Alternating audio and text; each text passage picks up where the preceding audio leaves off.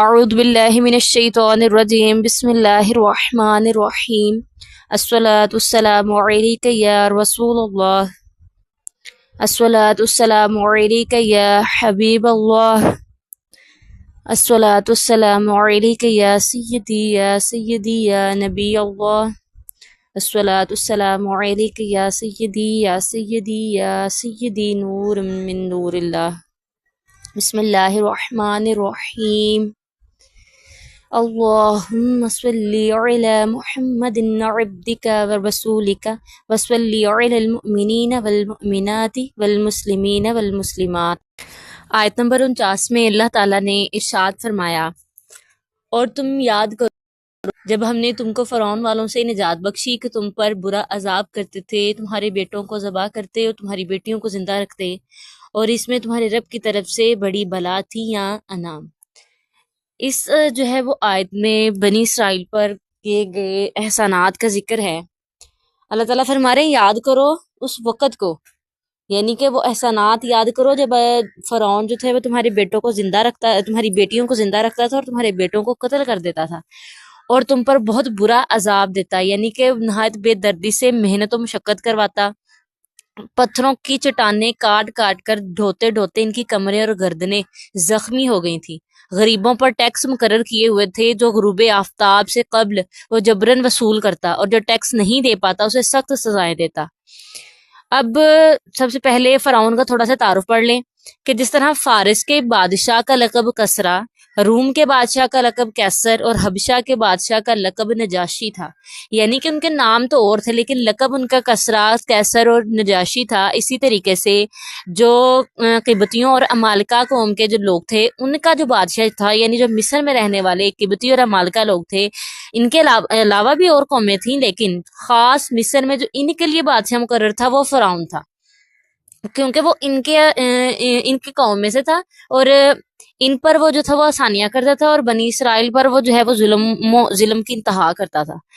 فرعون کا اصل نام جو تھا وہ ولید بن مصعب بن ریان تھا، اور اس آیت میں اسی کا ذکر کیا گیا ہے۔ فرعون کا اصلی نام فرعون نہیں تھا، وہ تو اس کا لقب تھا، لیکن اس کا اصلی نام ولید بن مصعب بن ریان تھا، اور اس کی عمر 400 سال سے زیادہ ہوئی۔ اور فرعون جو تھا اس نے خواب دیکھا کہ بیت المقدس کی طرف ایک آگ آئی ہے اور اس نے مصر کو گھیر لیا ہے، تمام قبطیوں یعنی جو فرعون کی قوم تھی ان کو جلا ڈالا، جبکہ بنی اسرائیل کو کوئی نقصان نہیں ہوا۔ اس خواب سے اسے بڑی وحشت ہوئی۔ کاہنوں نے تعبیر دی، کاہن ہوتے ہیں جو تعبیر کرنے والے ہوتے ہیں، انہوں نے یہ بتایا کہ بنی اسرائیل میں ایک ایسا لڑکا پیدا ہوگا جو تمہاری سلطنت اور تمہاری بھی ہلاکت کا سبب بنے گا اور تمہاری سلطنت کو بھی تباہ کر دے گا۔ یہ سن کر اس نے جو فرعون نے جو ہے وہ حکم دیا کہ بنی اسرائیل میں جو لڑکا پیدا ہو اسے قتل کر دیا جائے۔ یوں ہزاروں کی تعداد میں بچے قتل کیے گئے، اور جب جو ہے وہ قتل ہونے لگے تو اللہ تعالیٰ کی طرف سے ایسا ہوا کہ جب بچے قتل ہونے لگے تو اس قوم کے بوڑھے بھی جلدی مرنے لگے۔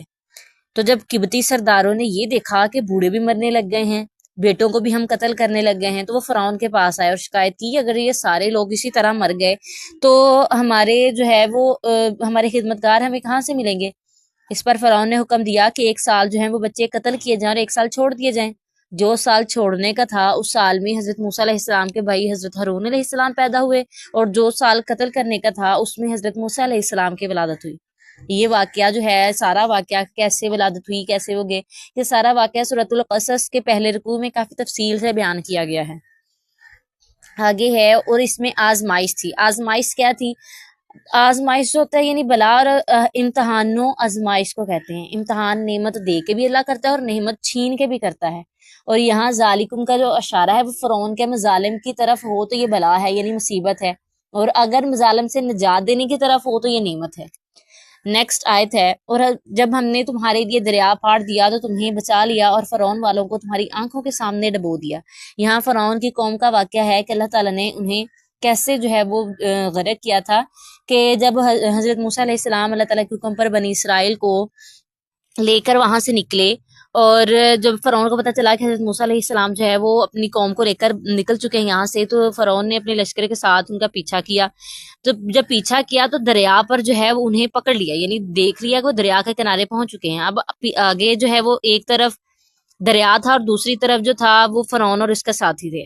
حضرت موسیٰ علیہ السلام نے اللہ تعالیٰ کے حکم سے اپنا عصا دریا میں مارا تو دریا کا جو پانی ہے وہ الگ الگ ہو گئے. دریا میں راستے بن گئے, 12 راستے بن گئے. 12 راستے کیوں بنے؟ کیونکہ حضرت موسیٰ علیہ السلام کے ساتھ 12 گروہ تھے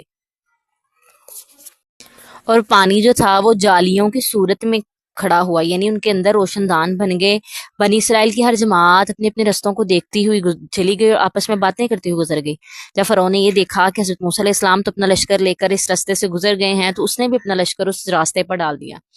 ادھر سے جب فرعون دریا کے وسط میں درمیان میں پہنچا تو حضرت موسیٰ علیہ السلام اپنا لشکر لے کر دریا پار کر گئے. جب وہ دریا پار کر گئے کہ ایک ساتھی بھی جو تھا وہ دریا میں نہ رہا تو اللہ تعالیٰ نے دریا کو دوبارہ ملا دیا, یعنی کہ جو دریا تھا وہ پہلی صورت میں آ گیا اور راستے ختم ہو گئے. یوں فرعون کا جو ہے وہ فرعون جو تھا وہ غرق ہو گیا. فرعون کا غرق جو تھا وہ 10ویں محرم کو ہوا. تو حضرت موسیٰ علیہ السلام نے اس دن شکر کا روزہ رکھا. صحیح بخاری مسلم میں ہے کہ حضرت عبداللہ بن عباس رضی اللہ تعالیٰ عنہما فرماتے ہیں جب حضور پنو صلی اللہ علیہ وآلہ وسلم مدینہ تشریف لائے تو دیکھا کہ جو یہودی ہیں وہ عاشورہ کے دن روزہ رکھتے ہیں. عاشورہ بولتے ہیں 10ویں محرم کو. آپ نے ارشاد فرمایا یہ کیا ہے؟ یہودیوں نے عرض کی یہ نیک دن ہے, یہ وہ دن ہے جس دن اللہ تعالیٰ نے حضرت موسیٰ علیہ السلام کو فرعون سے نجات دلائی تھی. تو اس دن کے لیے حضرت موسیٰ علیہ السلام نے روزہ رکھا تھا. تو اللہ تعالیٰ جو نبی پاک صلی اللہ علیہ وسلم جو ہیں انہوں نے ارشاد فرمایا کہ میں تمہاری نسبت موسیٰ علیہ السلام سے میرا تعلق زیادہ ہے, چنانچہ آپ نے اس دن کا روزہ رکھا اور اس دن روزہ رکھنے کا بھی حکم دیا. نیکسٹ آیت ہے, اور جب ہم نے موسیٰ سے 40 رات کا وعدہ فرمایا پھر اس کے پیچھے تم نے بچھڑے کی پوجا شروع کر دی اور تم ظالم تھے, پھر اس کے بعد ہم نے تمہیں معافی دی کہ کہیں تمہیں احسان مانو.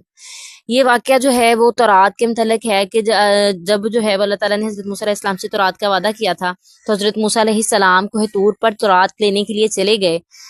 تو جب تورات لینے کے لیے گئے تو وہاں 40 دن, پہلے تو 30 دن کا واقعہ تھا لیکن پھر وہاں پہ کچھ ایسے واقعات ہوئے جس کا ذکر آگے قرآن میں تفصیل سے ہوگا کہ 40 دن کا رکنا پڑا. تو جب 40 دن وہاں پہ جو ہے وہ حضرت موسیٰ علیہ السلام کو لگ گئے, یعنی ایک پورا مہینہ جو ذی القعدہ کا تھا اور 10 دن جو تھے وہ ذی الحجہ کے تھے. تو جب حضرت موسیٰ علیہ السلام گئے تھے تو انہوں نے حضرت ہارون علیہ السلام کو اپنا نائب بنایا تھا. اب جب وہ تورات جب 40 دن بعد تورات اللہ تعالیٰ نے جو ہے وہ حضرت موسیٰ علیہ السلام کو دے دی تو دوسری طرف جو سامری تھا جادوگر اس نے جواہرات یعنی جو ہے وہ سونے وغیرہ سے ایک بچھڑا بنایا اور قوم کو کہا کہ یہ تمہارا معبود ہے. وہ لوگ 1 مہینے تک حضرت موسیٰ کے انتظار کرتے رہے, لیکن جب حضرت موسیٰ علیہ السلام کو 10 دن اوپر اور ہو گئے تو سامری کے بہکانے پر وہ بچھڑے کی پوجا کرنے لگے. ان پوجا کرنے والوں میں تمام بنی اسرائیل شامل تھے, صرف حضرت ہارون اور ان کے 12,000 ساتھی شرک سے دور تھے. جبکہ جب حضرت موسیٰ علیہ السلام جو تھے واپس تشریف لائے تو قوم کی حالت دیکھ کر انہیں تنبیہ کی, انہیں وارن کیا کہ انہیں ان کے گناہ کا کفارہ بتایا. جب انہوں نے حضرت موسیٰ کے بتائے ہوئے طریقے کے مطابق توبہ کی تو اللہ تعالیٰ نے انہیں معاف کر دیا. ان مرتد ہونے اور توبہ کا بیان جو ہے وہ نیکسٹ آیت نمبر 53 میں بھی آیا ہے کہ جیسا کہا کہ اور ہم نے موسیٰ کو کتاب عطا کی اور حق و باطل میں تمیز کر دینا کہ کہیں تم راہ پر آؤ. راہ پر آنے سے مراد یہ تھا کہ تم توبہ کرو اور سیدھے راستے پر آؤ. اور فرقان کے کئی معنی کیے گئے ہیں یہاں کتاب الفرقان, یہ بھی تھا. فرقان سے مراد تورات بھی ہے, تورات تو ہے ہی. کفر و ایمان میں فرق کرنے والے معجزات یعنی عصا اور ید بیضاء وغیرہ بھی ہیں. حلال و حرام میں فرق کرنے والی شریعت بھی اس سے مراد ہے. نیکسٹ آیت ہے, اور جب ہم موسیٰ نے اپنی قوم سے کہا اے میری قوم تم نے بچھڑا بنا کر اپنی جانوں پر ظلم کیا تو اپنے کرنے والے کی طرف رجوع لاؤ, آپس میں ایک دوسرے کو قتل کرو, یہ تمہارے پیدا کرنے والے کے نزدیک تمہارے لیے بہتر ہے. تو اس نے تمہاری توبہ قبول کی, بے شک وہی ہے بہت توبہ قبول کرنے والا مہربان. یعنی کہ یہ کہا جا رہا ہے کہ جب انہیں معافی ملی کہ حضرت موسیٰ علیہ السلام نے ان سے کہا کہ تمہاری توبہ اسی صورت میں ممکن ہوگی جب تم ایک دوسرے کو قتل کرو گے. جب انہیں ان کے گناہ یاد دلائے تو وہ بخوشی اس چیز پر راضی ہو گئے کہ ہاں ہم خود کو جو ہے وہ اللہ کی راہ میں شہید کر دیں گے. جب وہ قتل کرنے لگے صبح سے شام ہو گئے اور 70,000 لوگ قتل ہو گئے. تب حضرت موسیٰ علیہ السلام اور حضرت ہارون نے گڑ گڑاتے ہوئے جو ہے وہ اللہ سے معافی مانگی, معافی کی جو ہے وہ التجا کی, کیونکہ تب تک کوئی وحی نہیں آئی تھی. اس پر وحی آئی, جو قتل ہو چکے وہ شہید ہوئے اور جو باقی ہیں وہ بخش دیے گئے. جنہوں نے قتل کیے وہ بھی جنتی ہیں, جو قتل ہوئے یعنی جو شہید ہوئے وہ بھی جنتی ہیں. اس سے مرتد کی سزا معلوم ہوتی ہے کہ جو اسلام قبول کرنے کے بعد اس سے پھر جائے کہ سزا قتل ہے.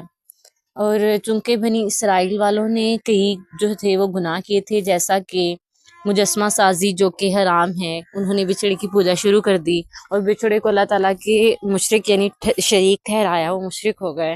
اور اس کے علاوہ انہوں نے حضرت ہارون علیہ السلام کی نافرمانی کی جو کہ حضرت موسیٰ علیہ السلام کے نائب تھے۔ نیکسٹ آیت ہے، اور یاد کرو تم نے کہا اے موسیٰ ہم ہرگز تمہارا یقین نہ لائیں گے جب تک اعلانیہ خدا کو نہ دیکھ لیں، تمہیں کڑکنے آ لیا اور تم دیکھ رہے تھے۔ یعنی کہ جب حضرت موسیٰ علیہ السلام نے توبہ کا کہا تو اللہ تعالیٰ نے یہ کہا کہ آپ ان میں سے کچھ آدمیوں کو لے کے آئیں تاکہ وہ میرے حضور توبہ کریں، یعنی کوہ طور پر آ کر وہ توبہ کریں تاکہ ہم دیکھ لیں کہ وہ سچ میں توبہ قبول کرنے والا ہے۔ جب پوری قوم میں سے 70 آدمی منتخب ہو گئے اور کوہ طور پر لایا گیا اور ان سے کہا گیا کہ آپ توبہ کر لیں، تو انہوں نے کہا کہ ہم کیسے یقین کر لیں کہ اللہ تعالیٰ نے کہا ہے، کیا پتا کہ آپ خود سے کہہ رہے ہوں۔ اس بات پر انہوں نے کہا کہ ہم تب تک جو ہے وہ توبہ نہیں کریں گے جب تک ہم خدا کو اعلانیہ نہ دیکھ لیں، یعنی خدا کو اپنے سامنے نہ دیکھ لیں۔ اس بات پر حضرت موسیٰ علیہ السلام نے انہیں منع بھی کیا، لیکن وہ منع نہ ہوئے۔